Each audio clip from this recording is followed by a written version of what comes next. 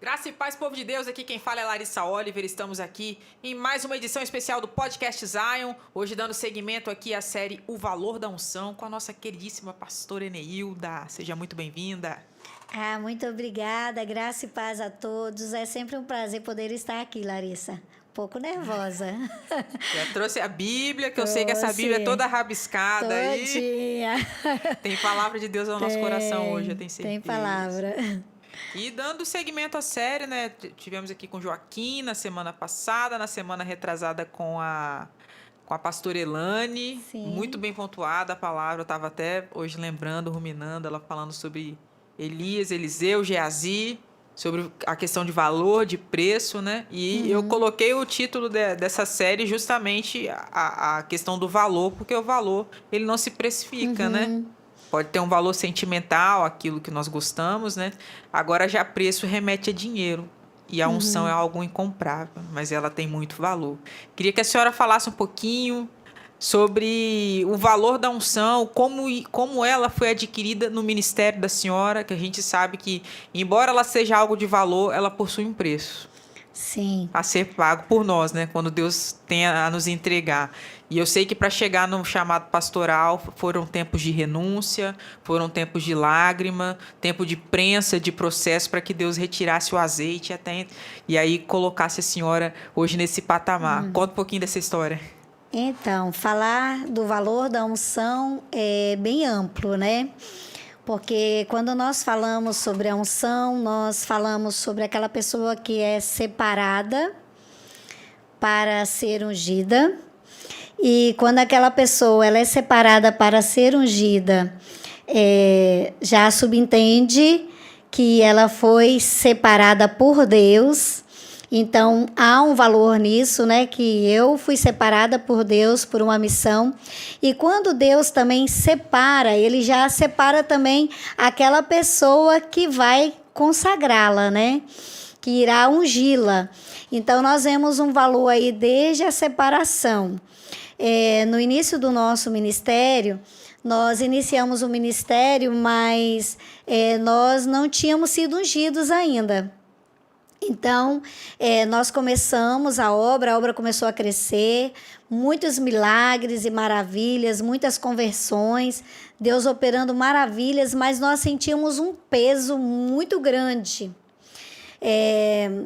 Era algo assim bem difícil, até que um dia eu comentei com o pastor, né, que tinha nos colocado à frente do trabalho, que nós estávamos sentindo uma dificuldade, um peso, um cansaço muito grande, porque era um nível de batalha espiritual muito grande que nós estávamos enfrentando nesta obra mesmo, ela tendo esse crescimento, né, tanto espiritual, numérico, em todos os âmbitos, mas aí nós não tínhamos sido ainda ungidos, né, não havia ainda sido consagrados.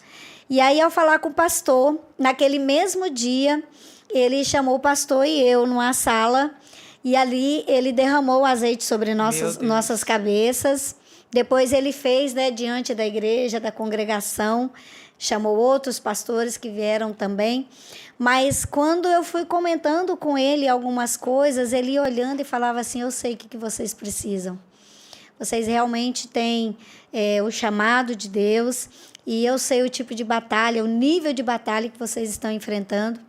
E aí nós nos ajoelhamos e ali ele derramou o azeite e nos consagrou. E o que nós percebemos, tanto o pastor Pedro e eu, foi que nós recebemos assim uma autoridade diferente, um revestimento diferente para dar continuidade à obra. E a própria igreja, uma resposta da igreja, né, que veio. Quando nós iniciamos o primeiro ministério que nós pastoreamos, nós tínhamos muitas manifestações de demônios nos cultos. E pastor e eu tivemos que aprender na prática, né? Uma pessoa que manifestava, a gente tinha que ir lá. E como eu vim de uma igreja tradicional e não era comum isso acontecer, então, assim, nós íamos, né, através da autoridade, do poder do nome de Jesus, e fazíamos. Mas, assim, não tinha esse revestimento. Eu senti, Eneilda, né, que houve um revestimento e uma autoridade diferente dos céus sobre a minha vida. A partir da consagração. A partir da consagração. Sentiu que amenizou os pesos espirituais Sim, que vinham? eu senti como se tirasse um peso. Na medida que nós íamos lidando com as situações do dia a dia, com as demandas, né, de um ministério, a gente não sentia aquele peso, aquele cansaço mais. Então, foi algo assim que eu senti no nosso ministério. E quando nós falamos também do valor da unção, além de ser separado, né, de ser consagrado, aquele que nos consagrou, e nós também entramos numa área muito importante, que lá no Antigo Testamento nós já havíamos, né, falar sobre a unção. Por exemplo, Saul foi consagrado, foi ungido. Nós tivemos também Davi, que foi consagrado, e essa consagração, né, essa unção que foi ali, o fato deles serem ungidos, o rei, é porque ele tinha uma missão de governar a nação, mas também cuidar do povo de Deus. E os profetas, quando eles eram também ungidos e consagrados para uma missão específica, é porque eles iriam trazer a mensagem da parte de Deus. Então, seja exortativa, aquilo que Deus mandava, tinha que ter coragem para ser profeta e, de fato, falar aquilo que Deus estava mandando para o povo.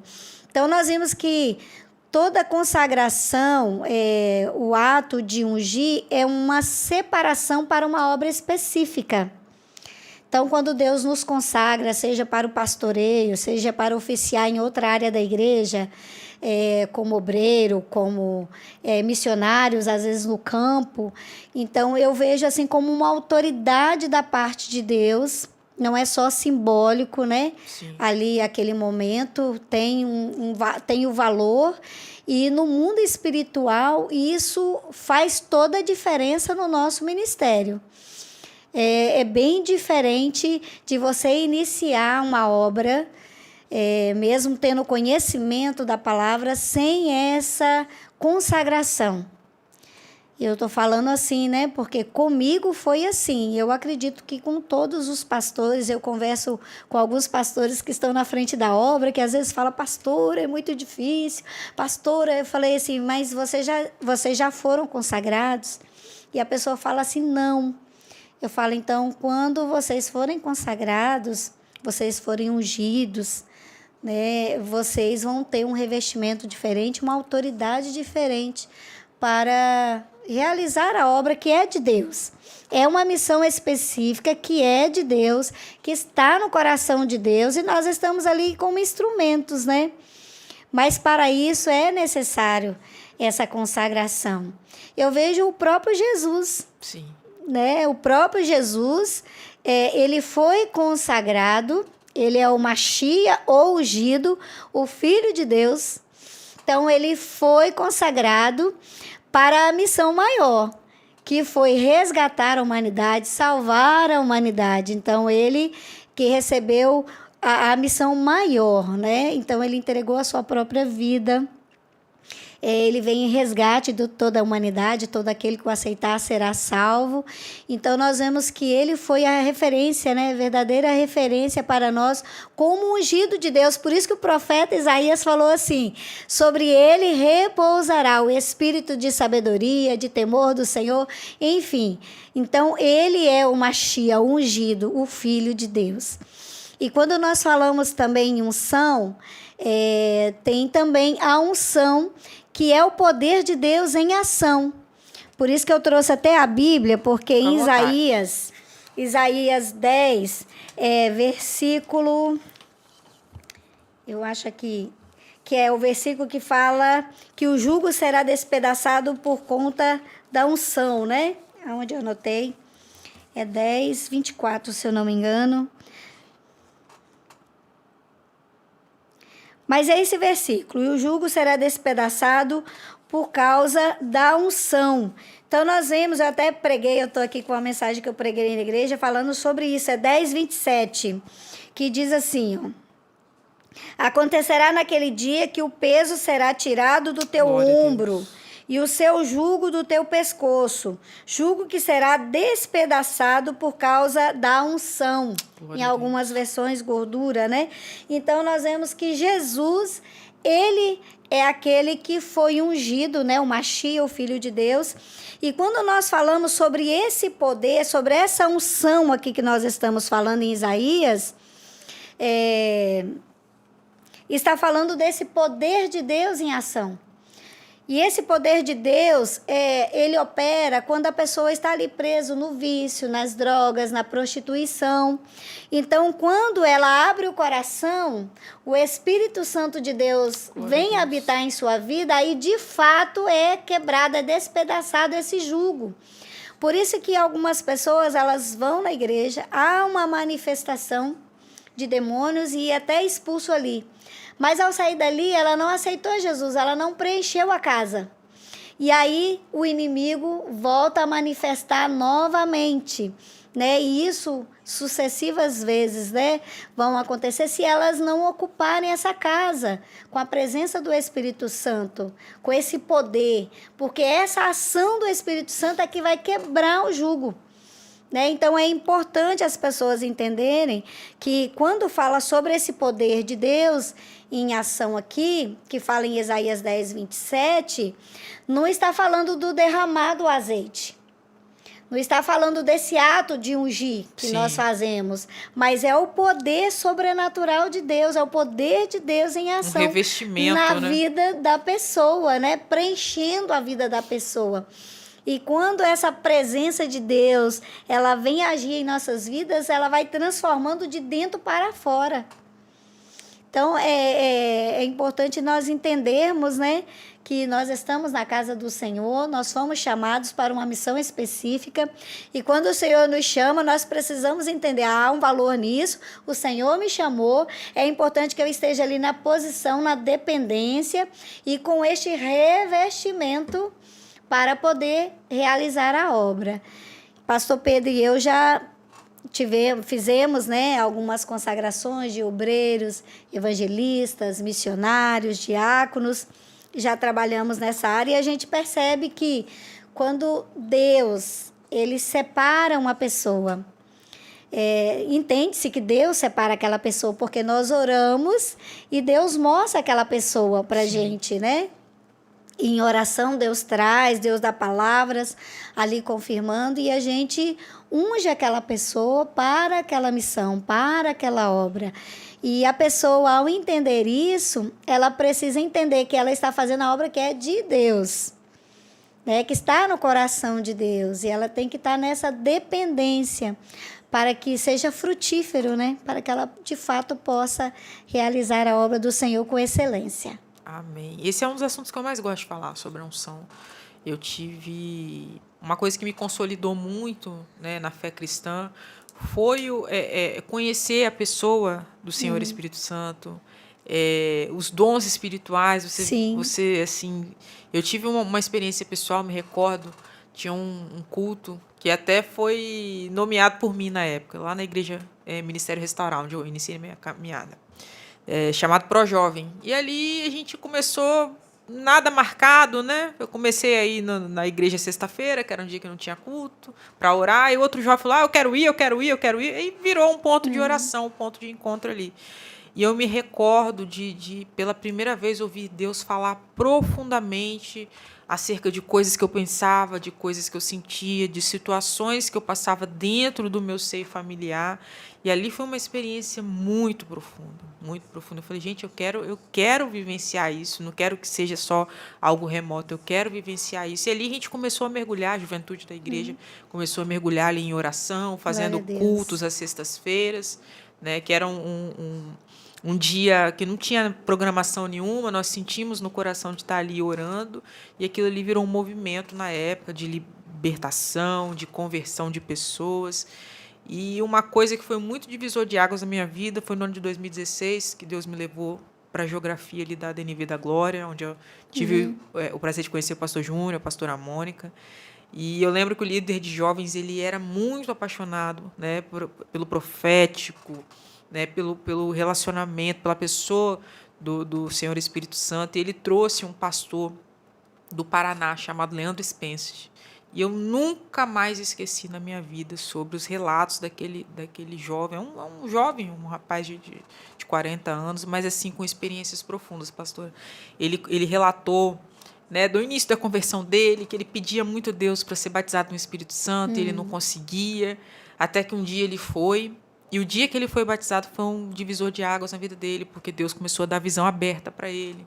Ele começou a ouvir de maneira audível, né, a voz de Deus, e Deus foi confiando muitos dons a ele. E ele fala dessa questão da unção, né, o que Deus assim o fez que ele conquistasse no reino espiritual por intermédio da unção, né, que é uma capacitação sobrenatural de Deus sobre a vida do homem. E ele falou sobre dom de cura, né, de experiências que ele teve, de pessoas que tem problemas, né, em relação a uma perna e outra, né? Uma é mais curta, outra, né? Outra é maior, outra é mais curta, e que numa oração ali Deus começou a se manifestar, de crescer membros, pessoas que tinham escoliose, né, que a coluna é praticamente um S, né? Naquele momento ali dele estar orando, os ossos começavam a fazer barulho de osso quebrando e voltando para o lugar. Então, uma coisa muito profunda. Eu tenho muita fascinação por este sobrenatural de Deus, por intermédio da unção. E eu vejo que não ocorre mais com tanta frequência. Quando eu era jovem, né, assim, quando eu tinha uma faixa de uns 17, 18 anos, eu sempre fui muito aficionada pela parte bíblica ali que fala do livro de Atos, onde a gente via muitos atos assim de céu na terra, de sobrenaturais muito grandes. E eu me perguntava por que isso não acontece mais na igreja? O Senhor é o mesmo? O que ocorre para que isso não aconteça na igreja hoje em dia, né? E eu me recordo, assim, com muito carinho de Deus ter me colocado em seios de pessoas, né? Eu nunca andei com gente da minha idade, eu nunca andei com jovem. Eu sempre andei com missionários, pastores. Eu sabia, eu não tinha ciência na época o que era, mas hoje vendo o padrão de Deus acerca da unção, porque eu entendo que a unção ela é transferível. Não somente por uma oração onde você ali transfere, mas a aliança, eu vejo isso entre Elias e Eliseu, a aliança, você caminhar junto faz com que Deus vá te elencando aquele nível espiritual e você passe a operar naquela dimensão também. Essa é uma visão que eu tenho. Eu vejo esse padrão se repetindo, né? Moisés depois levantou Josué, os sucessores, né, foram ali se levantando, operando debaixo daquela unção. E eu me recordo de um pastor que me mentoreou muito, eu era jovem, adolescente, pastor Rubens. Ele teve um envolvimento muito profundo do outro lado antes de ser cristão, né? Era bruxo, né? Teve um envolvimento muito, muito profundo mesmo. E quando Deus o trouxe para a presença de Deus, assim, verdadeiramente, onde abundou o pecado, superabundou a graça. E ali eram testemunhos profundos, experiências profundas, de visões abertas, né? De pessoas desenganadas ali sendo curadas miraculosamente por intermédio da vida daquele homem. Uma pessoa muito simples, né? Mora, acho que ali em Alto Lages, ele não se mudou. Uma pessoa muito simples mesmo, fora dos holofotes, não é uma pessoa conhecida, mas que Deus opera de uma maneira muito profunda. E hoje eu sinto falta disso dentro da igreja. Naquela época a gente ainda via um pouco mais, né? Missionária Lacir, que já esteve aqui com a pastora Priscila Cedo. Missionária Lacir é minha mãe na fé também. Uma mulher que ressuscitou, que tem um testemunho profundo. Fora os testemunhos dela em relação ao filho dela, que era meu irmão na fé, né, na igreja que eu congregava, né? O filho dela não tinha pulmão. E faleceu, que deve ter uns 5 anos, 6 anos atrás. Ele não tinha pulmão, ele tinha uma bolha no lugar do pulmão. Sério? Tinha um terço, era uma bolha no lugar do pulmão. Então, assim, ele às vezes passava por situações de saúde muito delicadas. E ele ficava entubado, mas jogando ar para onde? O cara não tem pulmão, como que é isso? E eu sei que era a oração dessa mulher que sustentava esse homem de pé, porque ela queria de todo jeito vê-lo salvo. E ele foi o dia que Deus quis mesmo. Né? Tanto que antes dele falecer, ela conta, né, que esteve com ele. Ele falou, não, mãe, eu estou bem, eu vi Jesus, eu fui no céu. E ela tranquilizou. Depois daquilo ali, ele realmente foi recolhido pelo Senhor. Então, eu vejo... são situações remotas, aconteciam com mais frequência no passado. Hoje, eu não vejo isso mais. Eu carrego no meu coração essas histórias dessas pessoas que eu pude ver, fui testemunha ocular de muitas coisas, muitas libertações, curas miraculosas, mas que eu vejo que hoje isso não ocorre mais. Na concepção da senhora, o que acontece para que não haja mais essa manifestação? Porque eu sei que Deus não mudou. O que acontece? Na realidade, Deus não mudou. A gente fala que Deus é imutável, mas ele continua agindo, né? Em todas as situações e circunstâncias. Nós vivemos isso aqui da pandemia, né? Milagres e maravilhas, ainda continuam chegando testemunhos. Eu acho que está se perdendo muito a simplicidade e a dependência realmente de Deus. Hoje, o homem ele tem várias ocupações, né? Nós temos tecnologia ao nosso favor, nós temos hoje transporte, né, aviação, temos tudo isso, mas nós percebemos que o homem hoje não tem mais tempo para o secreto, para ser forjado no secreto, para permitir que o Espírito Santo de Deus trabalhe no caráter da pessoa. Nós precisamos disso. Eu creio que Deus ainda continua agindo de forma assim sobrenatural.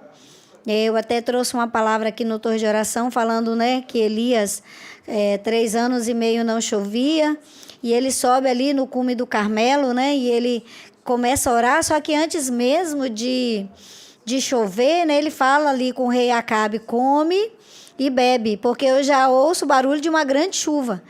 Então ele, como profeta ali, ele falou do barulho da chuva antes mesmo de ter nenhum sinal da chuva. Então ele sobe e a palavra fala que ele orou 7 vezes, né? Ele reclinou a sua cabeça até encostar a testa ali, né, no chão. Então ele orava e falava com o seu ajudante, né? Vá lá e olha. Ele voltava: não, o sol está brilhando. Não tem nenhum sinal. E ele vai e fala: então, volte lá mais 7 vezes, né? Então, volte 7 vezes. Então, ele orou ali 7 vezes, até que na sexta ali, ele chegando, ele vai e fala: e aí? Ele fala: olha, eu vejo um pequeno sinal do tamanho da mão de um homem. E esse era o sinal, né?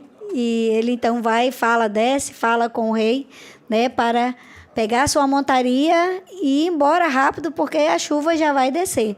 E Deus mandou realmente abundante chuva. Eu acredito que, como você falou sobre o profético, por isso eu entrei nessa parte, que quando nós profetizamos, nós trazemos à existência aquilo que não existe. E quando nós profetizamos e Deus vê isso no nosso coração, Ele faz isso acontecer. Então, se a igreja crê, porque hoje eu vejo as pessoas falando assim: mas as pessoas só foram na igreja porque estava pregando sobre curas. Mas se a pessoa está enferma, nós devemos pregar sobre cura, inclusive sobre a unção. Lá em Tiago fala: se há alguém enfermo, que o presbítero unja o enfermo. Ali é um poder, ali representando o sangue do Cordeiro. Unge o enfermo será curado. Então, se nós tivermos fé, se nós exercitarmos fé, se nós tivermos essa dependência de Deus, nós também iremos profetizar, porque o Senhor é que vai agir, o poder é dele, é o poder dele em ação. Ele vai trazer à existência aquilo que não existe. Então, o sobrenatural que Elias, que Eliseu viveu, que os profetas viveram, nós também viveremos. Mas para isso eu preciso acreditar. Aí o inimigo ele vai querer trazer aquela dúvida, né? Mas será que vai mesmo? Eu me lembro quando a Êxila, ela orou pelo filho dela e ela falou que ela deitou em cima, né? Que ela fez como Eliseu ali para que o fôlego de vida voltasse. E ela foi e continuou acreditando até o último momento. Ela disse que até quando estava ali no enterro ela acreditava. Só que diz ela que quando ela entendeu que o milagre era ela e que, independente da circunstância, ela ia continuar acreditando em Deus e que ela continua acreditando em milagre, que isso não interferiu no acreditar dela, na fé dela, então é isso que a gente precisa. A gente precisa fazer, a gente precisa acreditar e saber que Deus pode. Ele pode fazer através da sua vida.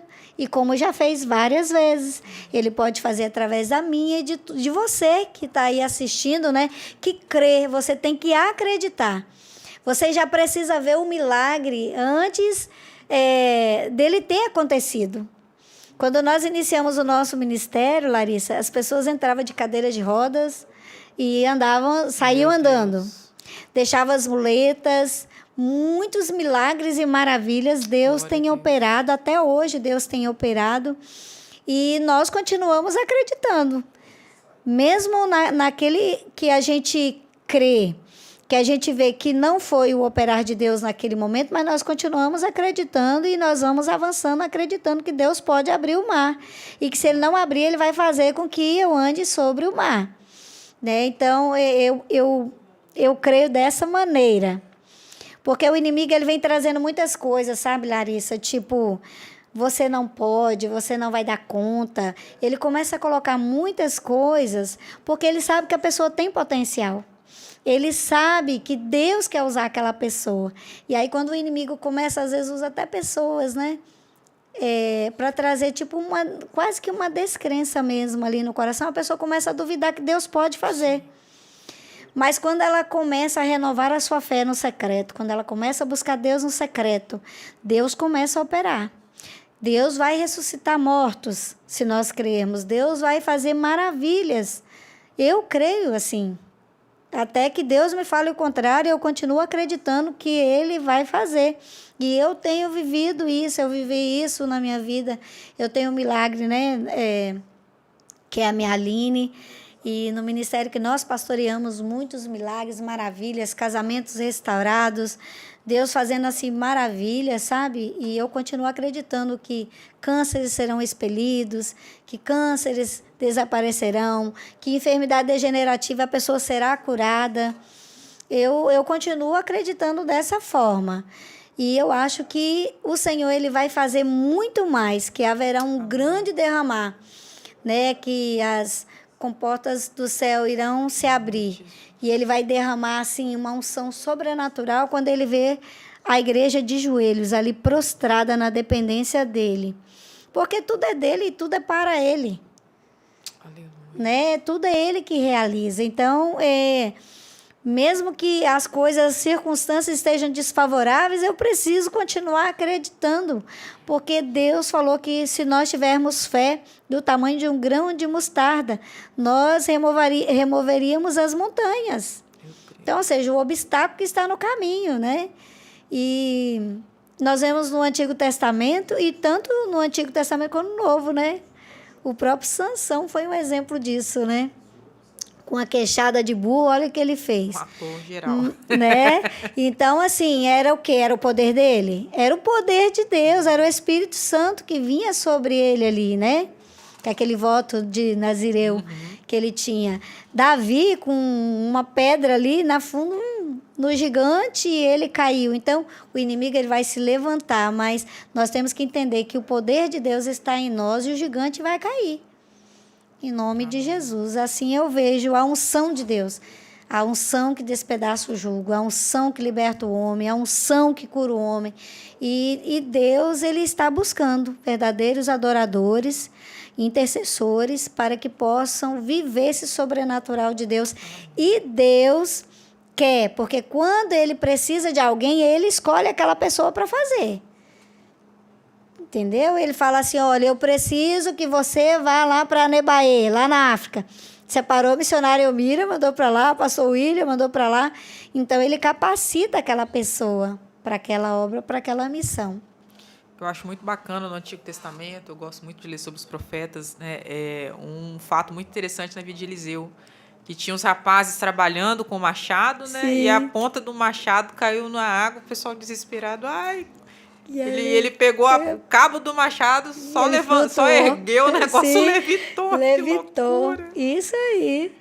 É o poder de Deus, é a comida que estava envenenada e daqui a pouco coloca ali umas ervas e pronto, pode comer, o povo tudo come.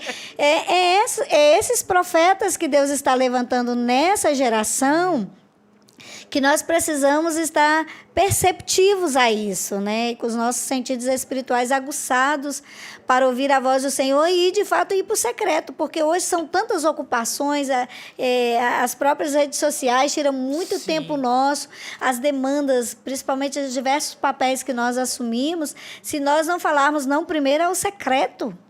Não, primeiro é o Senhor, meu primeiro é para o Senhor. Eu costumo fazer um relógio de oração com as mulheres da igreja, que os primeiros 7 minutos, eu falei, você tem que levantar, porque 6 horas você já tem que estar pegando, né, o ônibus, ou Uber, o que seja.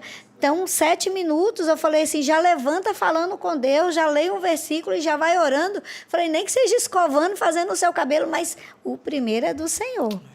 Fale com o Senhor. E isso é maravilhoso. Eu concordo muito com essa questão da...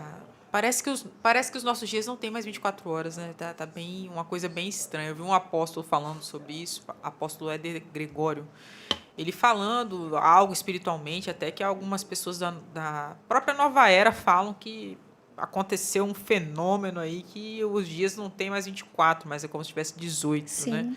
Isso na crença deles. Mas o que, de certa forma, faz muito sentido, porque o tempo está muito corrido. Muito é uma coisa corrido. muito estranha mesmo, né? Então, eu estava ontem navegando rapidamente na internet, eu vi até uma coisa que a Cris Moraes compartilhou. E eu até printei e salvei. Falei, nossa, isso aqui eu vou salvar, porque foi uma frase muito forte. Falavam de umas 5 pessoas diferentes. Não recordo os demais nomes, mas um eu guardei, que era o Lutero. Aí falava assim, ó, fulano de tal orava 7 horas por dia. Lutero orava 8. E não sei mais quem jejuava não sei quantas horas por dia. Né? E falando da vida devocional dessas pessoas, eu falei, meu Deus, eu não tenho condição de vencer desse jeito aqui, não tem como. Não que não ore, não que não busque, mas o que é 1 hora, 40 minutos, perto de uma pessoa que devota 8 horas do seu dia para Cristo? É uma coisa muito grandiosa. Essa pessoa ela muda o mundo, pastora. Ela muda o mundo. Tanto que mudaram os nomes desses homens, é que eu não recordo o nome de todos. Fé. Teve um que lia a Bíblia de joelhos, também não me recordo o nome dele aqui. Ele leu a Bíblia toda de joelhos. Ele levantava de madrugada, ele ia lendo, e ali ele já orava e ele dormia ali nos braços do Pai, literalmente orando, né? Então, precisamos trazer novamente essa cultura do jejum e da oração e realmente termos tempo no secreto para buscar a Deus, né? Para ouvir a Deus, para estudar essa palavra, né?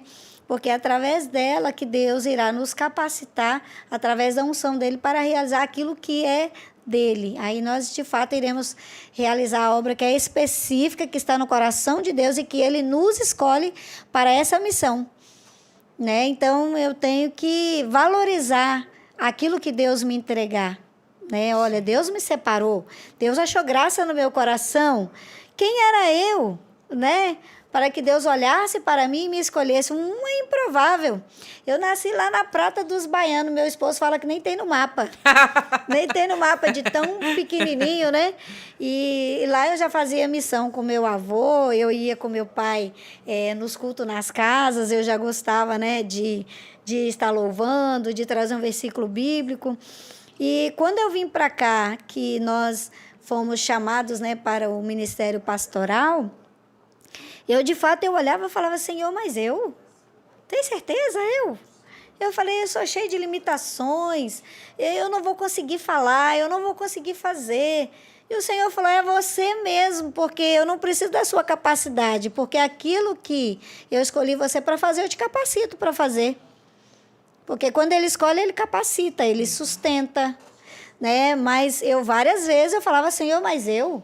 Nossa, a gente olha, né? Mas fulano fala tão bem, prega tão bem. Por que eu, Senhor? Sou toda embaraçadinha, né? Déficit de atenção. Como eu, Senhor? E o Senhor falou assim, é você mesmo, toda embaraçadinha, com todas as suas limitações, né? Mas de vez em quando eu ainda chego para Deus e falo assim, Senhor, tem certeza? eu ainda pergunto para Deus, você tem certeza, Senhor? Aí ele continua confirmando que sim, então eu estou aqui, né? Até que ele coloque outro aí para assumir. Glória a Deus. Amém. Uma bênção. Queria chamar meu amigo que chegou aí nos 45 ou nos 55 do segundo tempo, mas ele chegou. Fala, oráculo! Meu Deus, olha o bigode. O bullying hoje tá pesado comigo, hein, rapaz? Falando nisso, tô esperando a resposta da mensagem até agora. Olha lá. Você não é crente, não. Gente, vamos lá. Muito bom dia, boa tarde, boa noite para todo mundo que está nos assistindo nesse momento. Vamos lá. Tem umas perguntas polêmicas aqui. Você está pronta? Não. Polêmica. Não. É assim que eu gosto. Não. É assim que eu gosto. Ai, Jesus. Vamos lá. Como o assunto hoje é o valor da unção, deixa eu te perguntar. A senhora acha que qual que é o diferencial? A pessoa que está ungindo o azeite, se ele é extra virgem, se ele é uma mirra, se ele é algum perfume, sei lá, ou quem está recebendo a unção, se ela é a pessoa escolhida ou não. Para você, qual que é a diferença? O que, que tem mais peso aí? A pessoa que está ungindo o óleo, se é óleo de cozinha ou se é outra coisa, ou a pessoa que está recebendo a unção, se ela está preparada ou não? Então, vamos lá, por etapas, né? Primeiro que o azeite deve ser o azeite, porque o poder está, quando você consagra o azeite, independente se ele é extra virgem ou não é, se é até um óleo de cozinha ali que você consagrar, vai representar o sangue do cordeiro. Mas, gente, vamos com calma que também não pode ser óleo de motor. Então, tem que ser o azeite, nós consagramos esse azeite para que possa ser usado, seja nos utensílios da casa do Senhor, no obreiro que vai ser consagrado. Então, eu até iniciei aqui falando sobre isso, a importância de ser separado, né?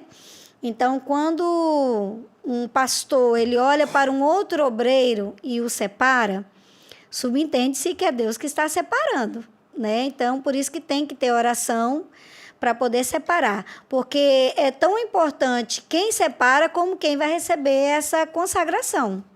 É importante para ambos, porque um é a responsabilidade de falar, ó, Deus, né, está te separando para esse ofício, para essa missão, e o outro que está recebendo que ele vai ter que colocar em prática, né, ali aquela missão específica que Deus tem para ele. Então, é importante ambas as coisas. Não tem mais ou menos importante, são iguais. Eu estou perguntando porque às vezes acontece em alguns casos de tipo assim, a pessoa vai... não, porque vejo que você é uma pessoa boa para o Ministério Infantil, por exemplo. Vou te ungir aqui, sei lá o quê, alguma coisa do Ministério Infantil. Só que muitas das vezes a pessoa só tem uma filha, um filho e tal, e nem tem, assim, tanto traquejo, né, com o filho dos outros, entendeu? Então, assim, acaba sendo levantada uma pessoa, só que muitas vezes essa pessoa não tem preparo, né?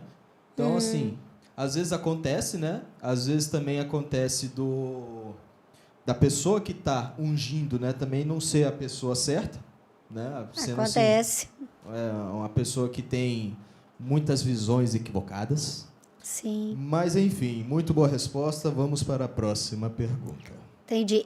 Inclusive, sobre essa questão aí, né, quando às vezes uma igreja separa uma pessoa para uma função, primeiro ela tem que separar e permitir que a pessoa desenvolva um trabalho, ver se realmente, né, ela vai se adaptar, se aquele ali realmente é a vocação dela, né, é o chamamento dela para aquela missão, para depois consagrá-la. Não simplesmente a pessoa entrou na igreja, também às vezes vem uma habilidade que é humana e já vai ali, consagra e coloca. Porque às vezes a pessoa ela nem tem tanta capacidade ali, mas ela vai fazendo, Deus vai capacitando e realmente ela vai fazer um excelente trabalho naquele departamento. Boa resposta. Vamos para a próxima. Tem alguns pastores que dizem o seguinte: os pastores precisam ir a Israel para ter a consagração renovada. O que a senhora acha desse... A unção, perdão. O que a senhora acha dessa afirmação? Eu não acho, não. Eu acho que eu agora no momento não, né? Mas eu amo a Cidade Santa, né? Jerusalém, chamada de Cidade Santa, Israel, onde Jesus nasceu, onde ele iniciou o seu ministério, onde ali também, né, ele entregou a sua própria vida por toda a humanidade. Eu amo Israel, oro pela paz em Jerusalém, mas eu acho que não precisa ir lá para ter a unção renovada, não. Não vejo dessa maneira. Eu acho que quem pode ir é uma oportunidade de ir, de conhecer os lugares onde Jesus andou, né, onde Jesus esteve, onde Jesus pregou, mas a unção ela é renovada aos pés do Senhor, na dependência do Senhor. É o Senhor que nos renova. Isso aí é justamente o meu gancho para a próxima pergunta. Qual que seria, né, a fórmula para manter a unção sempre renovada? Né? Se tem alguma fórmula mágica? E eu vou deixar só até aí, porque já vem mais uma logo em seguida. Mas Meu Deus. qual que é a fórmula? Para manter a unção renovada, é preciso ter tempo com Deus, leitura da palavra, oração, adoração, dependência, congregar, estar junto da congregação. Isso é muito importante. É o Senhor que renova a nossa unção, né? Ele que derrama sobre nós.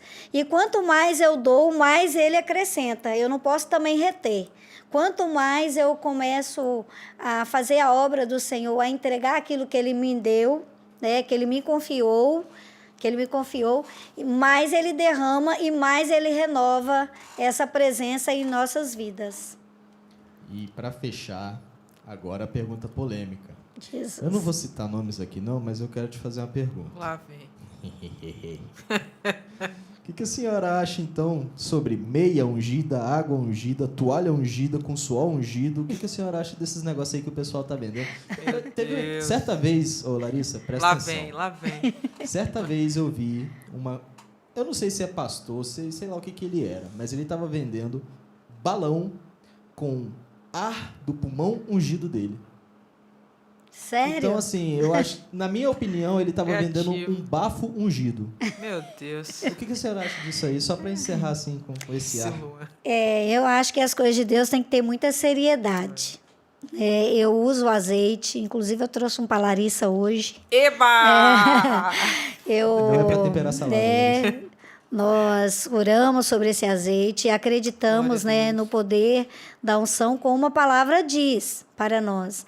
Mas quando a gente vê algumas coisas, né, que a gente realmente fica assim chocados de ver como que as pessoas acabam trazendo algumas coisas assim, e o povo, por falta de conhecimento, acaba acreditando, né? Então o povo perece por falta de conhecimento.